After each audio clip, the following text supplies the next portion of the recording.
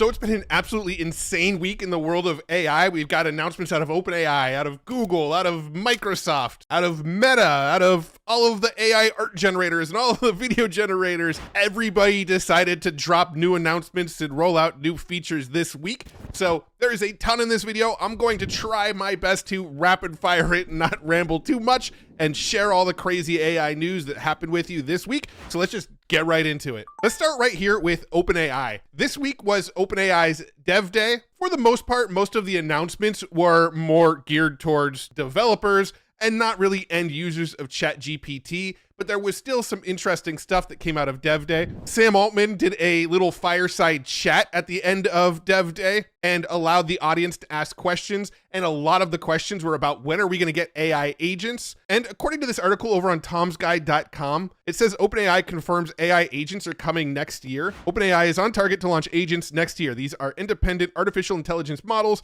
capable of performing a range of tasks without human input and could be available in ChatGPT soon. Now, as far as I know, OpenAI hasn't actually released the recordings from DevDay yet. However, I did find this YouTube channel called Kyle Cabasaris. I'm sorry if I mispronounced your name, where he actually filmed the entire sort of fireside chat with Sam Altman. And the closest thing I can find to them saying that agents will be here by 2025 was this little clip here. Maybe talk to us a bit more about how you see agents fitting into OpenAI's long-term plans.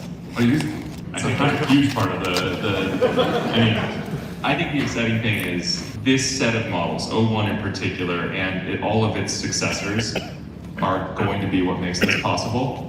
Because you finally have the ability to reason, to take hard problems, break them into simpler problems, and act on them. I think 2025 is going to be the year that this really goes big. Yeah. So they did mention from stage that they think 2025 is going to be the year, and Sam Altman kind of sort of confirmed it. That was the only clip that I can find that seemed to kind of confirm that they think agents by 2025. Again, I don't think the full video is online, but if you do want to watch this entire fireside chat they did, check out Kyle's channel here. I'll make sure it's linked up in the description as well. I'm going to talk more about the DevDay announcements in a second, but before I do, let's talk about Canvas, which is actually a ChatGPT feature that they just rolled out this week as well. And Canvas is kind of a complete overhaul of the UI inside of ChatGPT. We can see that ChatGPT will start suggesting edits. It'll adjust the length to be shorter or longer, change the reading level, add final polish and check for grammar and clarity, and you can even ask it to add emojis. They've also added some coding features with this new Canvas, like review code, add logs, add comments, fix bugs,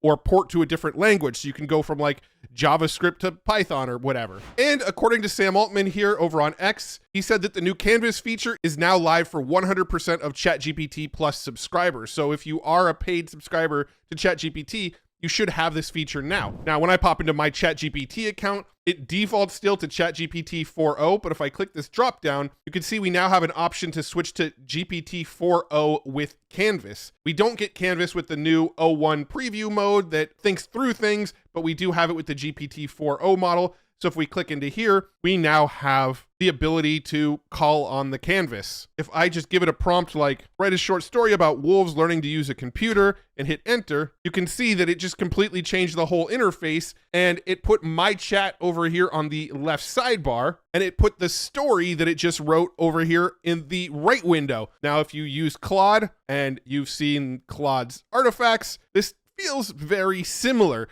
The biggest difference is in Claude artifacts, you can actually have it generate code, and then you can actually preview what the code does without actually going to another screen. This will just output the code, but you still have to copy and paste the code over somewhere else to actually execute the code. Now, what this did when it created this new right side of ChatGPT is it made it so I can sort of select text here, and when I select text, I can ask ChatGPT about just that paragraph. I can tell it to rewrite just this paragraph. And if I submit it, you'll see that it will actually automatically fix just that paragraph and leave the rest of the document alone. In the past, you'd have basically had to tell it to rewrite the whole thing, but just fix the first paragraph, and it would have completely done the whole thing over again. If I select this text, I can also format it, make it bold, italic, change it to headings, things like that. And then over on the right sidebar, you can see this little pencil icon down here. If I hover over it, it opens up a new menu here with suggest edits, adjust the length, reading level, add final polish, and add emojis. So if I click suggest edits, it actually reads through the story that it wrote and then suggests its own edits to its own story. And if you like the edits that it's suggesting, just like in a Google Doc or something like that, you click apply and it actually tweaks it and edits it with the new version that it suggested to itself. I can click on adjust length and we've got a little slider here to make it super long or super short. So if I go to shortest and just let go, you'll see it'll just rewrite the whole thing, but in a much shorter version. If I click adjust the length, bring it all the way up to longest, it reworks the entire story, this time making it quite a bit longer. We can change the reading level with the slider as well, all the way down to a kindergarten level up to a graduate school level. So if I bring it down to a kindergarten level here, you can actually see that the writing style is more like a kid-friendly writing style. Deep in the forest, under the tall trees, the wolf pack found something strange, etc., etc. If I change the reading level all the way up to a graduate school level, you can see it's much more descriptive. Deep within the dense forest ecosystem beneath the expansive canopy of towering conifers,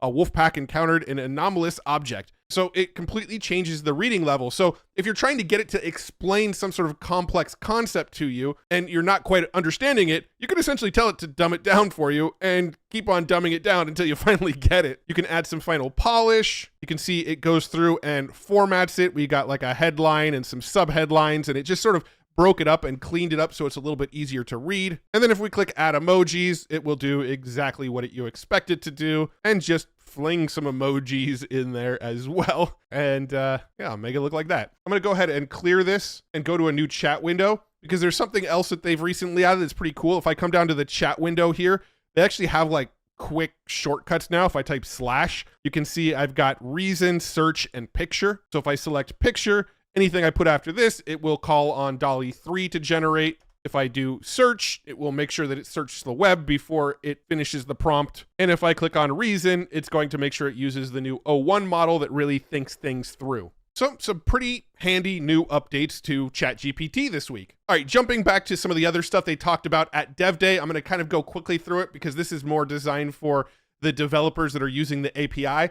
But they did introduce vision to fine-tuning the API. So developers can now fine-tune GPT-4o with images and text to improve the vision capabilities. So if you're using the OpenAI API and you want to build a tool that uses their vision models, you can actually upload some of your own images and give it some additional context, and it will actually get better on the specific type of images that you train into it. Again, something more focused towards developers. Another thing focused towards developers is that they introduced the real-time API. They recently rolled out the advanced voice mode where you can have a much more conversational chat with ChatGPT. Well, they rolled out the ability to use those conversational bots inside the API. So now other apps can use that same technology within their app. And if you want, you can even test this yourself outside of the ChatGPT app. You can actually go to the OpenAI playground here, platform.openai.com/playground. And over on the left, they added a real-time box here. And I can actually start a session and have a conversation with the GPT-4 model here using this sort of new advanced voice features, but outside of ChatGPT. Hey, how are you doing today? I'm fantastic. Thanks for asking. How about you? I'm doing great. Just recording a video breaking down all the news for the week in the AI world. That sounds exciting. There's always so much happening in the AI world. Any particularly big stories you're covering this week? Oh, wouldn't you like to know? Fair enough. I'll just have to wait for the video then. They also rolled out model distillation in the API. This lets developers easily use the outputs of frontier models like O1 Preview and GPT-4o to fine-tune and improve the performance of more cost-efficient models like GPT-4o Mini. They also added prompt caching into the API. This is something that significantly reduces the cost of using the API if you're a developer. This is something that Claude's had for a little bit now, but we're finally getting it in the OpenAI API. And those were pretty much the big announcements that came out of OpenAI's DevDay. But there's other OpenAI news this week in the fact that they also got new funding to scale OpenAI. Now, it's looking more and more likely that OpenAI is going to convert from a nonprofit to a for-profit company. And in this past week, they managed to raise $6.6 billion in funding at a $157 billion post-money valuation. This makes them the third largest startup on the planet, I believe. Last week, we got Meta Connect, and they showed off some of the new Meta Ray-Ban sunglasses. During Meta Connect, they announced a new feature that these glasses were going to be getting memory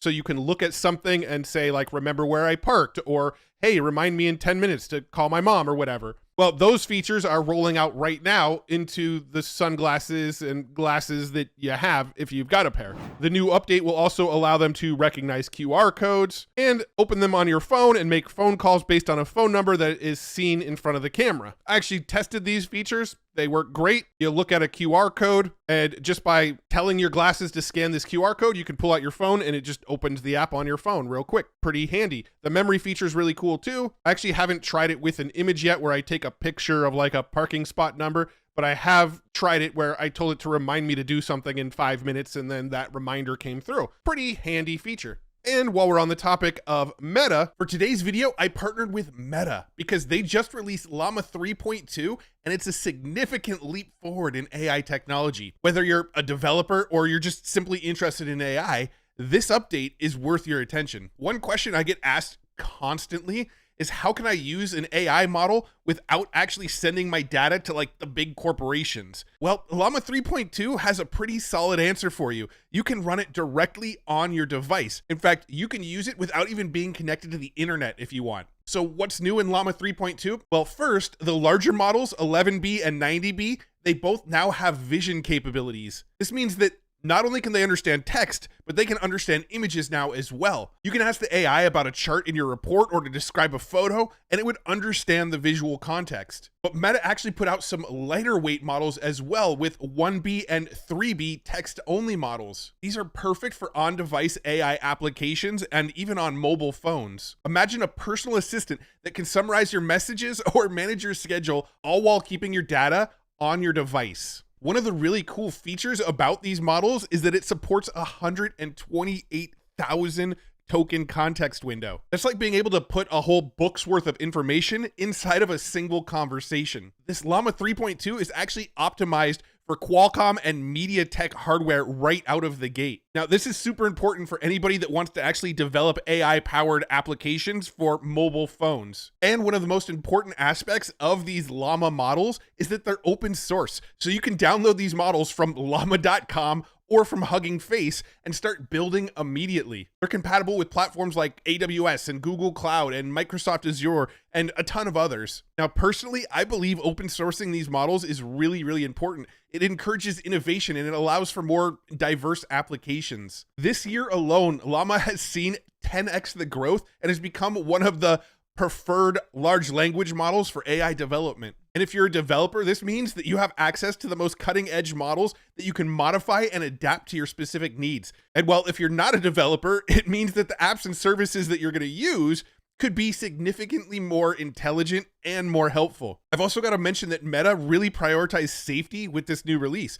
They've introduced new safeguards, including Llama Guard 3, which is designed to ensure that these powerful models are actually used responsibly. So whether you're aiming to create innovative AI applications or you're simply excited about the future of technology, Llama 3.2 is actually really worth exploring. It's powerful, it's really flexible, and it's available for everybody to use and improve upon and iterate on. So if you're ready to get started, you can go to llama.com or you can go to Hugging Face and download the models to begin your journey with Llama 3.2. The future of AI is open source and it's here now. Thank you so much to Meta for sponsoring this video. All right, moving on to Microsoft now. There was a ton of announcements to come out of the world of Microsoft, especially if you have one of the new Copilot Plus PCs with the NPU neural processing unit built into them. These are pretty much all of the new laptops and computers that are coming out from Microsoft these days are this new version of the Copilot PCs. Some of the new features you're going to get are the recall feature. This was a feature that was supposed to roll out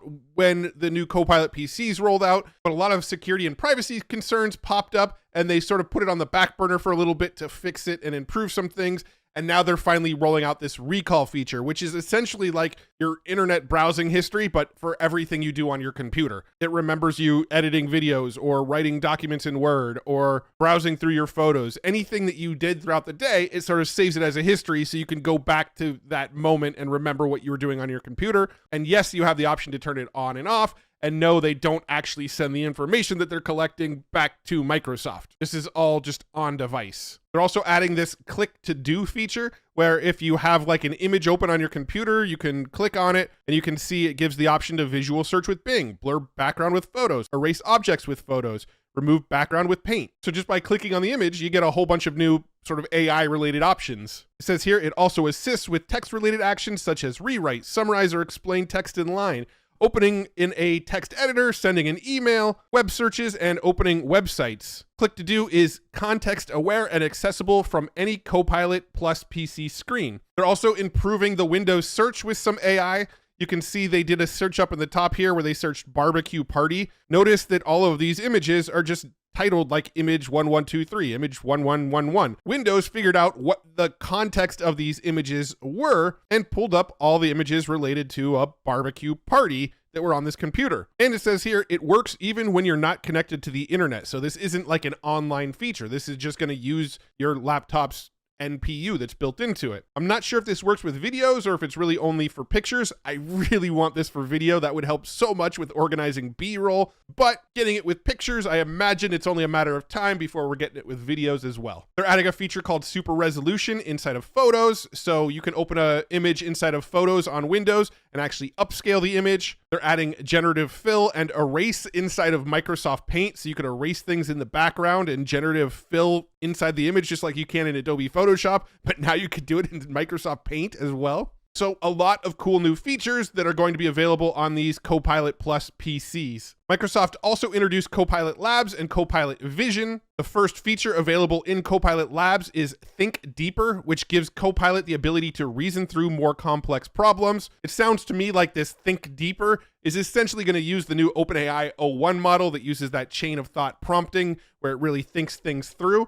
But it looks like we're going to get that inside of Copilot Labs. There's also Copilot Vision. It says if you want it to, it can understand the page you're viewing and answer questions about its content. It can suggest next steps, answer questions, help navigate whatever it is you want to do, and assist with tasks. All the while, you simply speak to it in natural language. And they say it's an entirely opt-in feature, so it only works if you turn it on. But here's a little demo that they put out of what that looks like. They say, hey, Copilot, I'm looking for a place to stay. They're on this website, staynest.com. Copilot starts making recommendations. What do you think of this loft house? Now, in the video, they're speaking back and forth, but there's music on the video. I don't know the copyright status of that music, so I'm not playing the video for that reason. But this is an audio conversation that's happening. The user says, it's a bit pricey. The AI calls that person bougie. And they say, I'm just looking for something nice. A little color on the walls, you know? And then the AI says, this one definitely has some color. The user says, wow, it's giving me a headache. Haha, we don't want that. Wait, this one looks perfect. Minimal, modern, ew. The user says, you're right. I love it. We're booking it. So that's their little demo of what this Microsoft Copilot Vision looks like. Microsoft also updated the Bing generative search feature. They say, today we're rolling out an expansion of generative search to cover informational queries such as how to effectively run a one-on-one and how can I remove background noise from my podcast recordings. Whether you're looking for a detailed explanation, solving a complex problem, or doing deep research, generative AI helps deliver a more profound level of answers that goes beyond surface level results. To use it, you simply type Bing generative search into the search bar, and you're met with some queries that you can use. There's also a deep search button on the results page, and they do say it might be a bit slow right now. Let's just try Bing generative search. And sure enough, when we test it out here, we get a whole bunch of different potential prompts that we can use. If I click on reduce podcasting noise, you can see we get an AI generated response here, along with a table of contents. Another thing Microsoft is doing is they're starting to pay publishers if their content is surfaced in some of these generative search results. Right now, it looks like it's just big companies like Reuters, Axel Springer, Hearst Magazine, USA Today, and the Financial Times. I'm not clear if this is going to be something they roll out for smaller content creators, because that'd be kind of cool. If you write blog posts or make YouTube videos or something like that, and it responds with information that it pulled from smaller creators, it'd be cool for them to get compensated as well. I don't know if that's on the roadmap or not, though. Right now, it looks like all of the big news media outlets, though, they're trying to work with them so that they can show results from their websites and also pay them when they do. And in the last bit of Microsoft news for the week, the head of Microsoft AI, Mustafa Suleyman here, wrote a letter sharing his thoughts on where he thinks all of this is going. And what he describes is essentially Copilot turning into more and more of an agent for you. He says, Copilot will be there for you in your corner by your side and always strongly aligned with your interests. It understands the context of your life while safeguarding your privacy, data, and security, remembering the details that are most helpful in any situation. It gives you access to a universe of knowledge, simplifying and decluttering the daily barrage of information,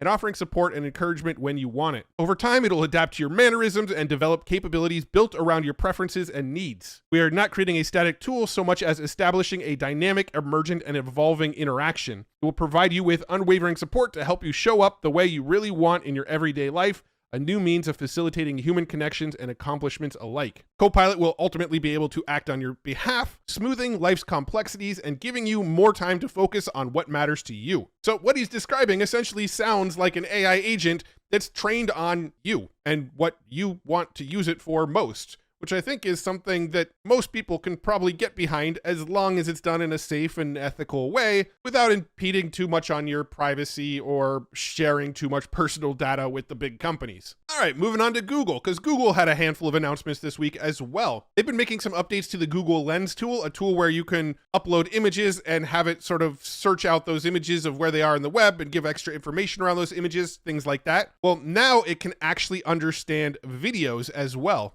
We can see in this demo here some fish schooling, and they talk to it and they say, why are they swimming together? And it looks at the video, understands what's in the video, and then actually gives an AI response based on what it saw in the video. They're also adding that voice questions feature where you can talk to Google Lens. So they take a picture of the sky here and then they say, what kind of clouds are these? And then it gives them an AI response. But they asked that question vocally. It wasn't them typing the question. They're also adding this feature to shop what you see. So you see a backpack, you take a picture of it, and then it finds where you can actually purchase that backpack online. They're adding the ability to identify songs in their circle to search, kind of like the Shazam app where you just hold it open, listen to a song, and then it tells you what the song is. It sounds like that exact feature is going to be rolled out into Android devices. They're also going to organize your search results using AI. And if you're still using Google to do a lot of your searches, you're probably going to start to see some of these changes take effect pretty dang soon. But Google makes most of its money through advertising. And so in this new world of AI, they have to figure out how to make money off of the AI responses as well. So we're going to actually start seeing ads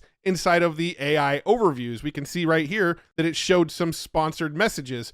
So somebody searches, how do I get a grass stain out of jeans? And then it gives an AI response of how to do it. And then when they scroll down a little bit, you can see right below the response, there's some sponsored results for things like Tide Pen and OxyClean related to their search. And in large language model news this week, we also got a new version of Gemini 1.5 Flash 8B. This is a new small large language model that's 50% cheaper, 2 times higher rate limits, and lower latency on small prompts. This is really for developers that use the API here. And on benchmark tests, it looks like it performs pretty well compared to other models in a similar size. Since we're talking about large language models, Nvidia announced a new large language model this week called NVLM D72B. And this is an open source large language model that is also capable of vision tasks. And according to this article, it rivals the leading proprietary models like GPT-4o. And if we look at the benchmarks here, we can see that this NVLM-D 1.072B is actually pretty on par with GPT-4 vision model. And in one benchmark, even outperforms GPT-4o and Claude Sonnet here, which is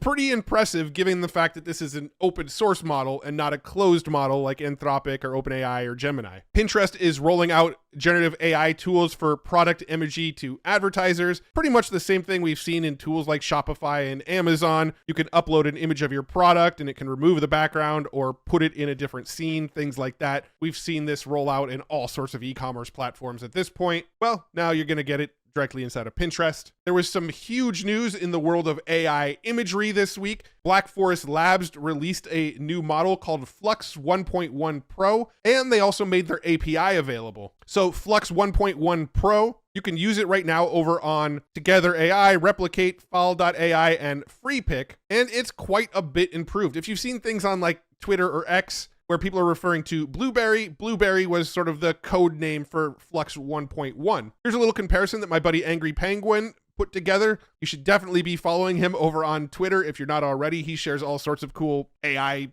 announcements, but we can see the difference here of Flux Pro, the old model, find me the stars align. The new model, find me where the stars align. Seems to be much better with text. You can actually see his prompt here if you want to duplicate that. Here's another one. Sky's the limit. Sky's Schlint. Here's another one. Sky's the limit. So it's much more understanding of what you're looking for, at least from the text side of things. Here's another example. Feel free to pause on any of these if you want to look at them more closely and grab the prompt. But we can see that the text and even the image is quite a bit better. In this image, we can see the barbell is kind of going into the cat's head or maybe behind it. I can't really tell. This one, you got the whole thing on the screen and the text is exactly what was asked for. Here's some more examples. Here's another example of a Ghibli style old Japanese city, blue sky, sunny background, Japanese temple, Japanese traditional. Here's the original one. Here's the new one.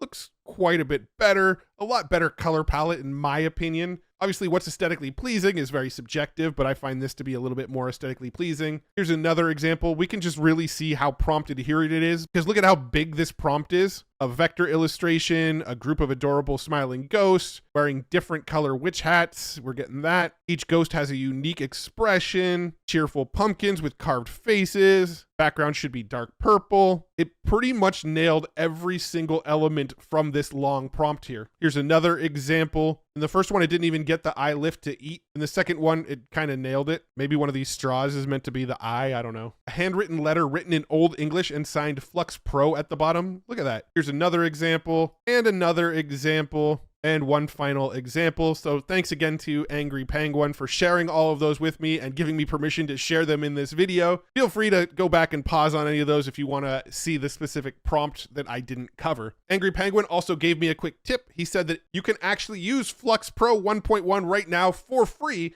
if you use it over on the glyph.app website. Some of the other sites that are allowing you to use it for free are only allowing you to use it for free for like a day.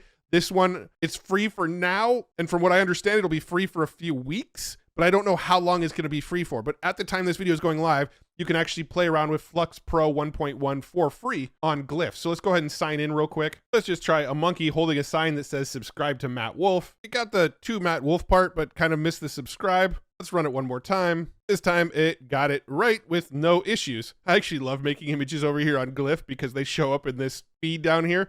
And now anybody that goes and looks at this feed is going to have a monkey telling them to subscribe to Matt Wolfe. But that's Flux Pro 1.1, and I will link up where you can use that below. You can go use Angry Penguin's integration of it, or you can go build your own glyph with it in the workflow. We also got some updates out of Leonardo AI this week. Now, this is a company that I am an advisor for, so just keep that in mind when I talk about them.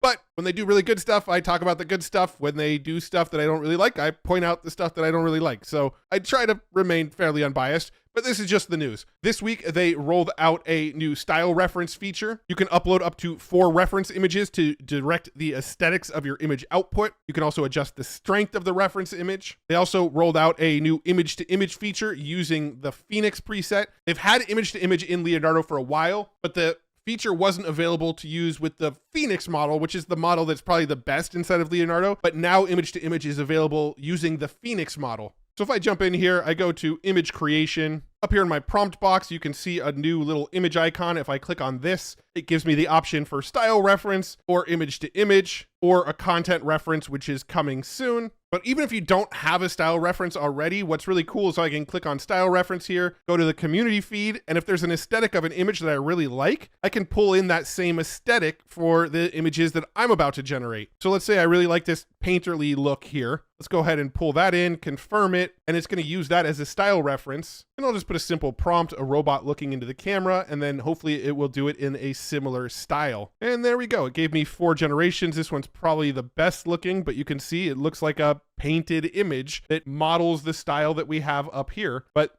with a robot looking into the camera. Also, a sort of newer feature they rolled out is under the generation mode, they have this ultra mode. And what that's actually doing is it's upscaling all of these images right as they generate. So if I actually look at this image at full size, you can see it's a fairly large image. It's actually been upscaled right within the pipeline of generating the image. That's pretty cool as well. There's also lots of new features rolling out for Leonardo soon, but as they roll out, I'll show them off. I'm not quite allowed to talk about them yet, but there is some exciting stuff. I'll share that as it rolls out. Adobe rolled out some new AI features inside of their Photoshop Elements and Premiere Elements products.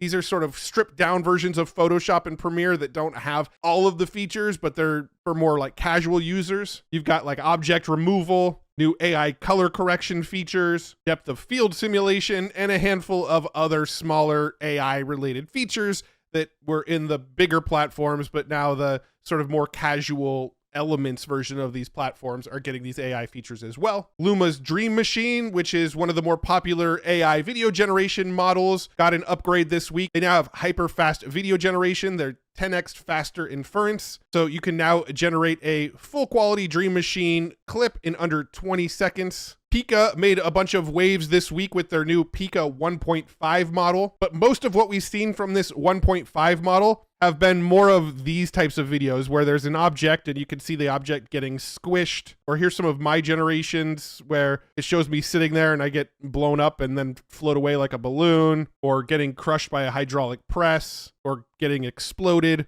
We've been seeing a lot of these types of videos, but it also seems like it should be able to do text to video, because all of these are like text to video generations or possibly image to video generations. But for me, for whatever reason, I have not gotten text to video to work. I actually tried starting to generate like a monkey on roller skates and a wolf howling at the moon, and these have been trying to generate for about 36 hours now.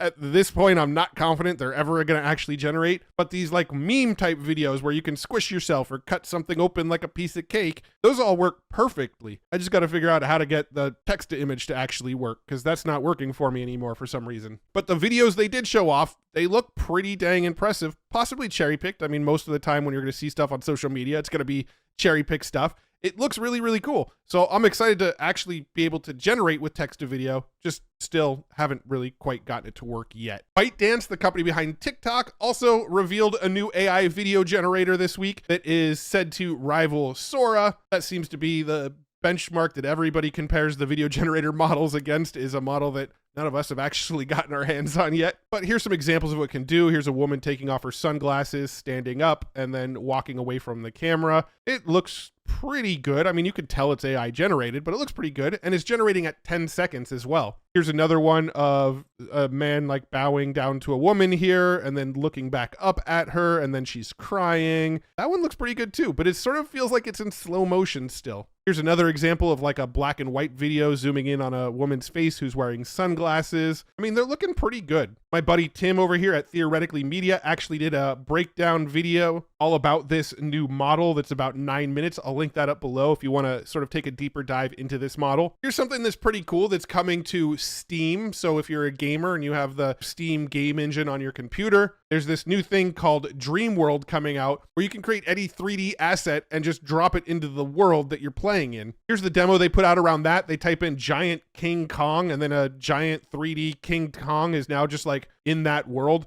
Black and gold Anubis statue. I think I mispronounced that, but you can see it put that big statue there. Anything that they can imagine, they can just drop into the world. Now, this looks like it's a sort of bigger game with like open world and challenges and things that you actually do. But then like one of the sort of cool, interesting things that make this game novel is that you can just think of anything and then drop it into your world. Whether or not you can actually use those things, I'm not sure. Like if you make a boat on the ocean, can I then jump into that boat and sail across the ocean? If I, generate a car in this world, can I jump in the car and drive it around? I don't know. It seems like you just kind of can create the stuff and it's just there and added to your world. And you got like all the crafting and open world and sort of elements you get out of like a Valheim or a Minecraft or something like that, but with also the ability to just sort of drop 3D objects anywhere in the world. I don't know. I'll probably grab it and play around with it once it's available, though. We also got the news this week that the governor of California, Gavin Newsom, vetoed SB 1047. I've sort of talked about that one enough, but it was the bill that would hold responsible the AI companies that made the model if somebody else took that model and did something that caused catastrophic harm. So if somebody took the Llama model, tweaked with it, and then figured out how to make like a chemical weapon that had catastrophic impact, Llama would be held responsible, as well as the person who made the actual chemical weapons. And all of the AI companies were fighting against this bill because they were basically saying, we just want to make better and better models. We don't know what people are going to use these models for in the future. And Gavin Newsom vetoed the bill. Most likely some regulation is going to come around this stuff, just not that bill specifically. It's only a matter of time before another one gets drafted up and goes through Congress, and hopefully it's something that more people can agree upon, I guess. But while we're speaking of AI legislation, a judge actually blocked another AI bill that was related to deepfakes. The AB 2839 bill, which was signed by Governor Newsom, was slapped down by the courts. AB 2839 targets the distributors of AI deepfakes on social media, specifically if their post resembles a political candidate and the poster knows it's a fake that may confuse voters. The law is unique because it does not go after the platforms on which AI deepfakes appear, but rather those who spread them. And the judge basically said that this goes against the freedom of speech, and that the only thing that's going to stick from this bill is that if you are going to spread a deep fake message with like political figures, you have to say that it was generated with AI. You could still spread them and share them. You just have to say that they were made with AI without trying to fake people. That's the only part of the bill that stuck. Everything else from the bill, they basically said, no, that's against freedom of speech. Amazon's rolling out some new Fire tablets that are going to have AI tools built into them. Things like writing assistants, getting web page summaries, and creating wallpapers from a prompt. I mean, I'm pretty sure at this point, like every tablet that comes out, no matter who makes it, is going to start rolling out with AI features. It's kind of become like a necessity or like an expectation of these devices these days, but we're getting it inside the Fire tablets. And then finally, I want to end with this one because I thought this was sort of one of the cooler things I saw this week, which is a robust ladder climbing quadrupedal robot. We can see in this video, they actually created one of these four-legged robots and designed it so that it can now climb ladders. Right now, it can only climb up ladders. It can't climb down ladders. But if we look at the robot itself, what really makes it unique is sort of the claw-like hand that it's got so that it can grip over ladders and climb them. And the idea being we can send robots into very high, dangerous places up ladders that we would normally send humans. And for safety reasons, wherever it seems smarter to send a robot, they would do that over putting a human's life at stake. So I think that's pretty cool. We can see here the sort of digital twin world where they're all being trained on these ladders. And I just love robots. Robots are really, really fun. Whenever I come across new robots doing novel things that I haven't ever seen robots do, I'm probably going to talk about it because, yeah, robots are just cool. Hopefully they don't rise up and destroy us all once they get smarter and smarter AI, but let's not think about that right now. Oh, and one more thing before I wrap up here, I am going to be helping to judge an AI hackathon up in Santa Monica on October 12th and 13th. It should be pretty cool because you don't actually have to be a developer yourself to participate in this hackathon. You can actually use AI to help you code, or you can be someone that actually knows code, and we'll just see who comes up with the coolest product at the end of it, and should be pretty fun. It's happening again October 12th and 13th. You can go to hack.cerebralbeach.com to learn more. Again, I'll be one of the judges. I'll be there, so it'd be fun to meet some people in person there. And that's what I got for you today. If you haven't already, check out futuretools.io. This is where I share all of the coolest AI tools I come across. I share all of the AI news that I come across, and I have a free newsletter where I'll share just the coolest tools and coolest news that I think you need to know about directly to your inbox. It's all free. You can find it at futuretools.io. Thank you so much for tuning in. If you want to stay on the cutting edge and stay looped in with AI and the latest AI tutorials and how they're doing the stuff and the latest AI news and all that kind of stuff, like this video and subscribe to this channel, and I will make sure more of that stuff keeps showing up in your YouTube feed. I'll try to help you stay on the cutting edge of everything that's happening in this world. Thank you once again for tuning in and nerding out with me. I know this video is a little bit long. There was a lot that happened this week, but I appreciate you sticking with it and hanging out with me. Thank you once again to Meta for sponsoring this video. I'll see you guys in the next one. Bye-bye.